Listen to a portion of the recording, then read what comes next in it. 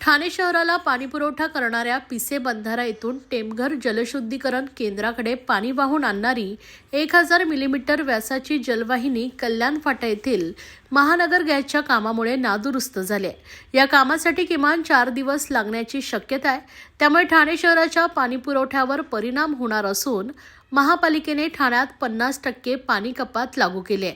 त्यामुळे संपूर्ण शहरात अनियमित पाणीपुरवठा होणार असून नागरिकांचे हाल होण्याची शक्यता आहे। काही दिवसांपूर्वी याच भागात जलवाहिनीमध्ये बिघाड झाला होता, त्यामुळे ठाण्यात 30% पाणी कपात लागू झाली होती।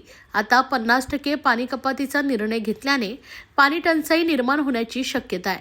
ठाणे महापालिका क्षेत्राची लोकसंख्या 27 लाख इतकी आहे। शहरासाठी प्रतिदिन 621 दशलक्ष लिटर इतक्या पाण्याची गरज आहे, परंतु शहराला प्रत्यक्षात दररोज 585 दशलक्ष लिटर इतका पाणी पुरवठा होतोय।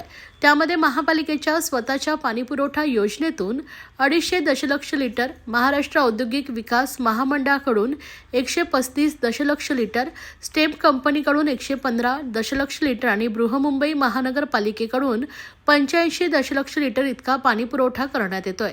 असं असलं तरी वाढत्या लोकवस्तीमुळे शहरात पाणी टंचाईची समस्या निर्माण होत आहे। असं असतानाच महापालिका स्वतःच्या योजनेसाठी भातसा नदीवरील पिसे बंधाऱ्यातून पाणी उचलून त्याचा शहरात पुरवठा करते। हा शहरातील सर्वात मोठा पाणी पुरवठ्याचा स्रोत मानला जातोय। ठाणे शहराला पाणी पुरवठा करणाऱ्या पिसे बंधारा येथून टेमघर जलशुद्धीकरण केंद्राकडे पाणी वाहून आणणारी 1000 मिलीमीटर व्यासाची जलवाहिनी कल्याण फाटा येथे महानगर गॅसच्या कामामध्ये शनिवारी सकाळी नादुरुस्त झाली होती। कल्याण फाटा येथील दुरुस्तीचं काम पूर्ण नाही होत, तोच गुरुवारी 11 डिसेंबर दुपारी दुसऱ्या ठिकाणी पुन्हा नादुरुस्त झालाय। पाणीपुरवठा विभागामार्फत जलवाहिनीच्या दुरुस्तीचं काम तातडीनं सुरू करण्यात आलंय। मात्र जलवाहिनी जुनी व प्रिस्ट्रेक्स कॉन्क्रीट पद्धतीच्या असल्यामुळे दुरुस्तीच्या कामासाठी अजून 4 दिवस वेळ लागण्याची शक्यता आहे। या कारणामुळे ठाणे शहरात होणारा पाणीपुरवठा कमी झाला असून शहरामध्ये 50% पाणी कपात लागू करण्यात येत आहे।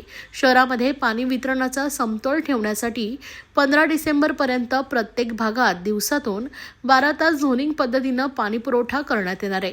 यामुळे नागरिकांना कमी प्रमाणात व अनियमित पाणी पुरवठा होईल अशी माहिती महापालिकेने दिली आहे। त्यामुळे पाणी जपून वापरा असं आवाहन देखील करण्यात आलं आहे।